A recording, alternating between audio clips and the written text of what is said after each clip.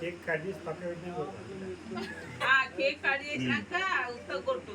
Cut చేసినాక cake తీసి పక్క పెట్టు. పక్క పెట్టి తప్ప మంచిదమ్మ ప్రాంతం చేస్తుంది.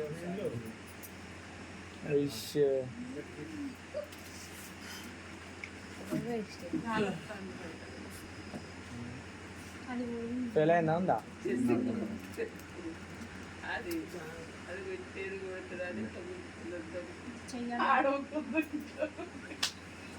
Happy birthday happy birthday to you happy birthday to you happy birthday to you ఫోటోలు తెరిచింది ఫోటోలు